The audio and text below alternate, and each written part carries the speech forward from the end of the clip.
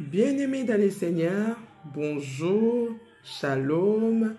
En tout cas, bonne journée partout où vous me suivrez maintenant, en ces moments où je viens auprès de vous, dans vos familles, au travers de ce support, que ce soit la télé, les téléphones, tablettes, partout où vous me suivrez, que la grâce de Dieu soit dans vos demeures, dans vos vies, dans le nom de Jésus-Christ. Je viens encore vous dire un bonjour, vraiment, shalom, shalom. Et en ces moments où nous allons passer ces moments de méditation, d'exhortation, que la grâce de Dieu soit votre partage partout où vous êtes. Que ce soit, je ne sais pas si vous me suivez pendant, ça dépend de l'heure où vous me suivez. Peut-être si ce serait les soirs, la nuit, la journée, le matin. Vraiment, que la grâce de Dieu soit avec vous tous. Amen. Donc, je viens à vous. Sans plus tarder, nous allons passer dans le moment de prière pour commencer ces débuts de méditation. Je vous invite à prier avec moi. Prions au nom de Jésus-Christ. Éternel Dieu, je te bénis, je te rends grâce, Papa. Toi qui as permis que nous puissions nous rencontrer encore devant ton trône, Seigneur. Nous sommes là pour toi. Nous avons besoin de toi. Environne-nous de ta présence tout au long de ces moments d'exhortation, de méditation. Enseigne-nous, Papa. Fais-nous connaître tes pensées. Nous avons besoin de toi. Que le Saint-Esprit soit notre gardien. Que l'Esprit de Dieu nous dirige durant ces moments, Papa. Nous renversons toute hauteur et toute forteresse qui s'élèvera contre la connaissance de Dieu dans nos vies. Et nous ramenons toute pensée captive à l'obéissance de Christ dans le nom puissant de Jésus-Christ. Soit notre partage du début à la fin de ces moments. Dans le nom puissant de Jésus-Christ, nous avons ainsi prié. Amen. Amen, amen, amen. Soyez bénis. Sans plus tarder, nous allons partager. Je veux que nous partageons dans les livres d'Exode 31 à partir du verset 1er jusqu'au verset 6. Je lis au nom puissant de Jésus-Christ. L'Éternel parla à Moïse et dit, « Sache que je choisis Bétzalel, fils d'Uri, fils de Hur, de la tribu de Juda. Je l'ai rempli de l'Esprit de Dieu, de sagesse, d'intelligence et de savoir pour toutes sortes d'ouvrages. Je l'ai rendu capable de faire des inventions, de travailler l'or, l'argent et le rein, de graver les pierres à enchâsser, de travailler le bois, d'exécuter toutes sortes d'ouvrages. Et voici, je lui ai donné pour aide Oliab, fils d'Aïsmac, de la tribu d'Édan. J'ai mis de l'intelligence dans l'esprit de tous ceux qui sont habiles pour qu'ils fassent tout ce que je t'ai ordonné. » Amen. Gloire à Dieu. Je vais encore voir dans d'autres versions pour vraiment entrer dans notre vif du sujet de cette journée. Nous allons encore partager dans les livres des Corinthiens 12, 1 Corinthiens 12, partie du verset 7 jusqu'au verset 11. Je lis au nom puissant de Jésus-Christ. Or, à chacun, la manifestation de l'Esprit est donnée pour l'utilité commune. En effet, à l'un est donné par l'Esprit une parole de sagesse, à un autre une parole de connaissance, selon les mêmes esprits. À un autre la foi, par les mêmes esprits, à un autre le don de guérison, par les mêmes esprits, à un autre le don d'opérer des miracles, à un autre la prophétie, à un autre le discernement des esprits, à un autre la diversité des langues, à un autre l'interprétation de langues. Un seul et même esprit opère en toutes choses, les distribuant à chacun en particulier comme il veut. Dans d'autres termes encore, comme ça nous allons partager ensuite, dans Éphésiens, dans les chapitres 4, verset 11 jusqu'au verset 12. Je lis au nom de Jésus-Christ. Et il a donné les uns comme apôtres, les autres comme prophètes, les autres comme évangélistes, les autres comme pasteurs et docteurs, pour le perfectionnement des saints en vue de l'œuvre du ministère et de l'édification du corps de Christ. Amen. Gloire à Dieu. Vraiment, nous venons tous de méditer, de lire ces passages bibliques qui nous parlent tous de ce que l'Éternel qualifie. Moi, je vais dire, donc des artisans qualifiés par l'Esprit de Dieu, des serviteurs, des servantes, des enfants de Dieu, que Dieu rend capables pour son service. Sans plus tarder, je vais retourner dans notre livre d'Exode, dans les versets 31, c'est vraiment les vifs de mon histoire, de mon exhortation, pour lire que l'Éternel parla à Moïse et dit, sache que je choisis Bétzalel, fils d'Uri, fils de Hur de la tribu de Juda. Donc l'Éternel, avant qu'il commence à agir dans la vie d'un homme, il les choisit. Il est choisi. Donc, si, comme j'ai lu l'histoire d'Exode, j'ai commencé depuis le premier jusqu'au là, je suis arrivé au 31, que Dieu a travaillé d'abord, il a commencé à travailler avec Moïse qu'il a choisi. Il a choisi, parce qu'il a vu aussi la détermination que Moïse avait dans son cœur, comme quoi d'aider son peuple, de sauver, de chercher une justice par rapport à son peuple, comment son peuple souffrait. Nous connaissons tous l'histoire des enfants d'Israël, comme ils étaient esclaves dans les pays d'Égypte. Et Moïse a vu cela. Moïse, c'était un Israélite qui était élevé dans la maison des Pharaons. Il a été recueilli par la fille des Pharaons. Et il a grandi là-bas. Il pouvait aussi prendre les habitudes des Égyptiens. Mais il avait l'esprit de Dieu en lui. Cet esprit-là le poussait vraiment à faire justice par rapport à son peuple. Et nous connaissons tous comment Dieu a utilisé Moïse, a utilisé Aaron. Et vraiment, Dieu les a amenés jusque-là dans le désert. Et Moïse était parti, Dieu a sélectionné encore, quand nous lisons Exode, nous allons comprendre, Dieu a utilisé encore les enfants d'Israël, a utilisé Moïse. Il a choisi les 70 pour aller vers le mont Sinaï, en fait que Dieu puisse leur donner les tables de loi, la tablette de loi, où Dieu lui-même avait écrit ces lois. Et pendant ce temps-là, Moïse a passé 40 jours et 40 nuits dans la face de l'Éternel. Et avant qu'il descende, il a reçu des prescriptions. Parce que notre Dieu ne travaille jamais, comme on va dire, il est pressé de faire certaines choses. Non, notre Dieu travaille avec précision. Juste seulement quand nous voyons la création, de voir comment le monde est créé, nous voyons comment ce Dieu-là n'a pas fait de choses en hâte. Il a eu le temps de les perfectionner, de donner de la valeur à toute chose, à toute création qu'il a fait. Il a donné de la valeur et de l'utilité. Et c'est comme ça que Dieu, quand Moïse est descendu vers les enfants d'Israël, et il a dit, je vais choisir, parce qu'il a donné des instructions pour la construction du temple, des tabernacles, la tente d'assignation, l'arche du témoignage, et tout cela, il avait ordonné que cela soit fait avec des matériaux, que cela soit fait avec des pierres précieuses, des objets qu'il voulait que cela se retrouve dans son sanctuaire.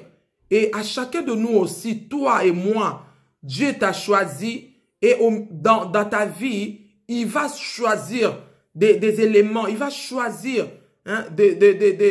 qu'est-ce qu'il va déposer en toi. Comme nous avions vu dans d'autres versions, à chacun de nous, Dieu dépose quelque chose.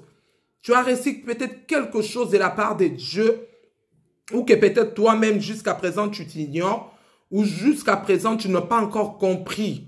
Mais moi je te demanderai, tant qu'un enfant de Dieu, de vraiment de rentrer en toi-même et de demander à l'Esprit de Dieu, de demander à Dieu, vraiment qu'est-ce que tu vas faire pour lui. Quelle est ton utilité ici sur terre? Tu n'es pas venu pour rien. Tu n'es pas venu accompagner les autres. Dieu t'a rempli de quelque chose. Comme il nous dit aujourd'hui, il a choisi, Dieu choisit pour ses serviteurs. Parce que nous tous ne sommes pas appelés d'être serviteurs. Mais nous tous, nous avons un don venant de la part de l'Éternel. toi et moi, nous ne sommes pas appelés d'être serviteurs comme nous voyons des grands apôtres, des pasteurs. Mais tu as quand même quelque chose où toi, Dieu a mis quand tu es venu au monde. Comme nous avons vu dans, pardon, 1 Corinthiens. Or à chacun, la manifestation de l'esprit est donnée pour l'utilité commune. Donc, nous tous, nous avons une manifestation de l'esprit qui est donnée pour une utilité commune. Et c'est Dieu-là t'a choisi et il a mis en toi. Donc, il a dit, je l'ai rempli de l'esprit de Dieu. Donc, quand il a choisi Betsalel, il a rempli de l'esprit de Dieu. Donc, les personnes que Dieu choisit pour son service, Dieu le remplit d'abord de son esprit. Parce que si Dieu te choisit, ou peut-être toi-même, tu désires être dans le service de l'Éternel, il faut d'abord que tu sois rempli du Saint-Esprit. Nous avons vu même les apôtres, avant de commencer leur ministère, Jésus-Christ, quand il est parti, il est monté au ciel, il leur a dit de demeurer à Jérusalem, de ne pas s'éloigner. Ils étaient dans la chambre haute. Ils attendaient la venue du Saint-Esprit. Et le Saint-Esprit, quand il s'est manifesté, la Bible nous dit, ils ont commencé à parler de nouvelles langues que chacun comprenait. Il y avait en ces temps-là beaucoup de monde qui sont venus célébrer, je crois, la fête des moissons. Et tout le monde comprenait le langage qui était parlé par les apôtres. Donc, tu dois attendre d'abord la puissance du Saint-Esprit, que Dieu te remplisse de son esprit, comme il a dit ici, d'Exode 31, le verset 3, il dit, « Je l'ai rempli de l'esprit de Dieu, de sagesse et d'intelligence. » Dieu va te remplir de sagesse et d'intelligence. Dieu va te donner les savoirs pour toutes sortes d'ouvrages. Parce que les choses de Dieu, ce n'est pas, je sais pas moi, les gâteaux ou un fruit que tu peux manger comme ça. Non. C'est des choses vraiment qui demandent beaucoup de savoir et de sagesse. Et cela, la Bible nous dit, ne vient pas de notre propre effort. Cela vient de l'Éternel. C'est Dieu qui remplit. C'est Dieu qui remplit une personne. C'est Dieu qui les comble. En fait, que ce que Dieu veut se manifeste dans ta vie. En fait, que tu puisses faire l'ouvrage que Dieu t'a confié. Il ne va pas te laisser comme ça. Hein? Ce n'est pas la peine de venir, au moins je vais devenir dire, de venir dire que moi je vais devenir un serviteur de Dieu, alors que Dieu ne t'a pas oint, alors que Dieu ne t'a pas choisi. Tu vas faire n'importe quoi. Comme nous voyons aujourd'hui en ces temps de la fin, il y a beaucoup de choses qui se passent dans les milliers des enfants de Dieu. Il y a peut-être une personne qui a eu ce besoin-là de servir Dieu, c'est bien, mais en amont, il faut que tu sois rempli de l'esprit. Tu ne vas pas faire de choses de Dieu comme ça te chante. Tu te lèves un jour comme ça, tu dis, bon, je deviens un enfant de Dieu. Si tu n'es pas conduit par l'esprit de Dieu, tu vas produire les fruits de la chair. Et nous connaissons tous les fruits de la chair. Cela va être à l'encontre de la parole de Dieu. Bien-aimés, je vous exhorte que c'est Dieu-là qui nous parle, qui nous choisit, qui t'a appelé, te rendra capable. Ne te force pas à faire de choses de la chair, parce qu'un jour tu rendras compte devant l'Éternel. Il a dit, il va les remplir de savoir pour toutes sortes d'ouvrages. Je l'ai rendu capable de faire des inventions. Il va te rendre capable. C'est Dieu-là. Rien n'est impossible à lui. Aux personnes qu'il a appelées, qu'il a élues, il les a oints. Il les a donné des provisions. Il va les rendre capables. Tu vas être capable. Hein? Il y en a, moi je sais. Même moi-même, je suis un modèle. Je suis un exemple, je vais dire. J'étais vraiment une personne que Dieu me voulait vraiment pour cette œuvre-là. Il voulait que je puisse parler, mais pour moi, c'était une honte. Je me disais, comment je vais commencer? Par où je vais commencer? Et c'était comme un feu qui brûlait en moi, à l'intérieur de mon cœur. Ça ne pouvait que se taire que si je me présentais comme ça. Et c'était une lutte pour moi. Ce n'était pas facile, bien aimé. À chaque fois, je me demandais, Seigneur, comment je vais passer? Moi, je n'ai pas une bonne réputation. Moi, je suis une femme, je ne sais pas, j'ai eu à avoir beaucoup d'histoires. Peut-être, il y a encore des gens qui m'écoutent, il y a peu de temps. j'ai eu à me disputer, j'ai eu à avoir des problèmes avec beaucoup de ces mondes-là. Mais Dieu m'a dit, c'est moi qui t'ai appelé. C'est moi qui va te rendre capable. Bien-aimé, je vais t'exhorter seulement ce soir. Toi qui es un enfant de Dieu, ne te sens pas inutile dans la présence de ton Dieu. Tu as quelque chose que Dieu a mis en toi. Et c'est quelque chose, tu dois le développer, tu dois le découvrir. Et comment tu vas le découvrir? C'est dans la présence de Dieu. Je t'implore, ma soeur, mon frère, de toujours rester dans la présence de Dieu, de toujours demeurer, avoir une intimité avec ces dieux-là. Prendre des moments pour toi et pour Dieu, dans la parole, dans la prière. Demeure comme ça et tu verras ce que Dieu a mis à toi. Il va t'orienter, il va te donner des directives, il va te donner ton identité, qui tu es. Nous avons vu dans 1 Chronique, verset 12. Si je ne me trompe pas, je vais vous le dire encore avec précision. Oui, 12, verset 7 à 11. Donc, chacun de nous a reçu quelque chose de la part de Dieu. Peut-être c'est toi, tu as reçu cet esprit des dons, des guérisons des malades.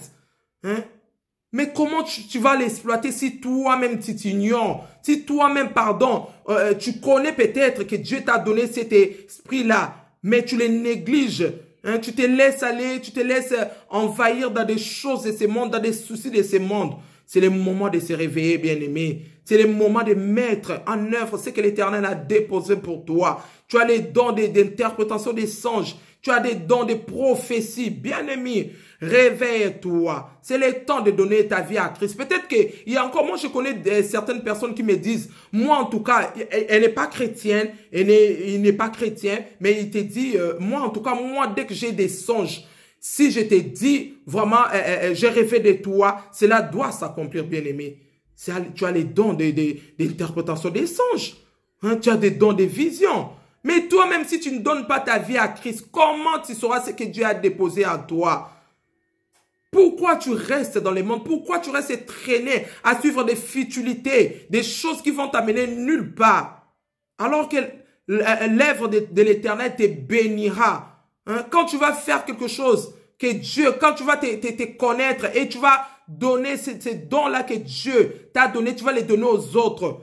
Cela sera bénéfique pour toi et pour les autres aussi. C'est pourquoi je t'exhorte cet après-midi, bien-aimé, toi qui es encore en train de traîner les pas, de te rapprocher de Christ, de donner ta vie à Christ. Donne ta vie à Christ et tu verras que ta vie va être transformée. Tu vas découvrir l'identité que Dieu a mis à toi. Il nous dit dans les versets, quand je l'ai rendu capable de faire des inventions, de travailler l'or, l'argent, les reins, de graver des pierres enchâssées, de travailler les bois et des équités et toutes sortes d'ouvrages. Dieu t'a donné tout ça, bien-aimé. Mais comment tu vas te connaître? Comment tu vas savoir même hein, comment appliquer cela? Si toi-même tu te négliges, si toi-même tu es une personne vraiment qui laisse passer les choses, c'est le moment. Et il dit, voici, je lui ai donné pour aide Oliab, fils d'Aïsmac de la tribu de Dan. J'ai mis de l'intelligence dans l'esprit de tous ceux qui sont habiles. Alléluia, pour qu'il fasse tout ce que je t'ai ordonné. Dieu a ordonné à Moïse des choses là-haut quand il est monté dans le mont Sinaï. Et il fallait que Moïse, ce n'était pas Moïse d'exécuter cela. Moïse était là seulement pour donner, de dire ce que Dieu lui a dit. Mais il y avait des gens. Tu peux avoir un pasteur, tu peux avoir, je ne sais pas, un mentor, tu peux avoir, je ne sais pas qui est un père spirituel, qui te suit, qui te conseille. Mais c'est à toi aussi d'apporter ce que le père spirituel t'enseigne, ce que ton pasteur t'enseigne. C'est à toi aussi d'apporter, d'appliquer cela dans ta vie. Si tu es vraiment un enfant de Dieu, c'est à toi maintenant de commencer à agir parce que Dieu t'a donné l'intelligence. Il a dit qu'il a donné l'intelligence dans l'esprit de tous ceux qui sont habiles. Toi qui es habillé, toi qui as cru en Jésus-Christ, qu'est-ce qui te manque? Pourquoi tu ne fais pas le travail de ton papa? Pourquoi tu n'exploites pas les dons que Dieu a fait, que Dieu a mis en toi? Tu restes en retrait, tu regardes les autres, hein? Tu contemples, c'est bien, mais toi, le jour où tu vas partir devant ton père, il t'a dit, je t'ai donné 5 talents. Qu'est-ce que tu as fait? Est-ce que tu as fructifié cela? Tu as multiplié cela ou tu l'as gardé en toi? Il a dit à celui qui a plus, on donnera plus. À celui qui a moins, on retranchera. Bien-aimé, Tu as reçu quelque chose de la part de l'Éternel. Lève-toi. Lève-toi. C'est le moment. Le monde est arrivé à la fin. Il y a beaucoup de gens qui ne connaissent pas encore Christ dans dans leur vie. Il y a beaucoup de gens qui sont encore en dehors, hein, de l'enclos, de la prairie, de la présence de Dieu. Ils sont encore en dehors. Ils vivent des choses de ce monde. Bien-aimé, si toi et moi, nous ne parlons pas de la part de l'Éternel, qui va les faire? Dieu t'a choisi. Hein? Il a mis son esprit en toi, afin que tu puisses parler, afin que tu puisses transmettre, hein, ce que lui, il a mis en toi. Ne demeure pas comme ça. Et moi, je vais te dire seulement, si Dieu t'a choisi, ne crains pas. C'est Dieu là va mettre, il va te rendre capable, il va donner, hein, il va donner comme il a dit, je vais les remplir de l'esprit de Dieu. Hein, il va te remplir de sagesse et d'intelligence et de savoir, il te rendra capable. Ne crains pas. Hein, ne crains pas. Aux autres, il leur a donné le don de devenir apôtre, évangéliste, prophète. Toi aussi, tu as un don que Dieu a mis en toi. Les dons de prophétie, les dons des paroles de connaissance, hein, d'interprétation des songes, de parler en langue. Franchement, bien-aimé, utilise-la. N'entends pas que les temps passent. Les temps ne nous appartiennent pas. Notre Dieu est le maître des temps et des circonstances. Peut-être tu te dis non, je le ferai demain, mais demain ne t'appartient pas. Si tu as les moyens, tu as les souffles de vie, lève-toi, parle. Parle pour la part de ton papa. Il t'attend, il a besoin de toi. J'aimerais vraiment te dire ceci, que l'Esprit de Dieu te conduise, que la puissance de Dieu te réveille du sommeil. Ne dors pas, réveille-toi bien-aimé. Sois dans la présence de Dieu. Sois dans la lumière, car Christ est notre lumière, il va t'éclairer. Et moi, je vais te dire que Dieu te rendra capable d'accomplir ce qu'il a prévu pour toi. Amen. Gloire à Dieu, gloire à Dieu. C'était encore notre moment de partage, de méditation, exhortation. J'espère que vous avez été bénis chez vous. Partagez aussi. Mettez vraiment... Quand vous avez reçu quelque chose, donnez aussi aux autres. Peut-être qu'il y a quelqu'un, un membre de votre famille qui aimerait aussi écouter ceci. Bien-aimé, partagez. Et cette habitude de partager, de mettre les autres vraiment, hein, au courant de ce qui se passe. Le royaume de Dieu est déjà là.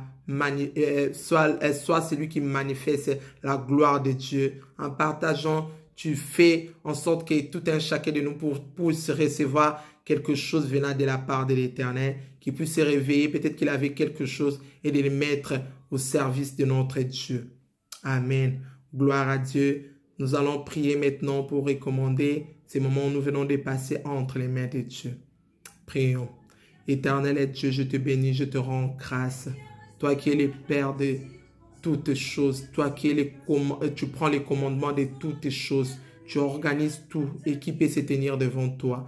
Tu as permis que ces moments puissent avoir lieu, ô Père. Je viens maintenant remettre tous mes bien-aimés en tes saintes mains. Les personnes qui m'ont suivi et les personnes qui vont encore partager, Seigneur, bénis-les. Bénis tout un chacun d'eux.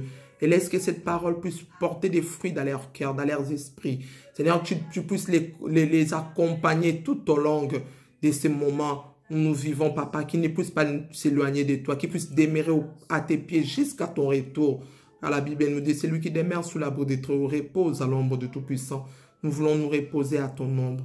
Sois le seul gardien de nos âmes, de nos familles. Protège nos enfants, protège tout un chacun de nous.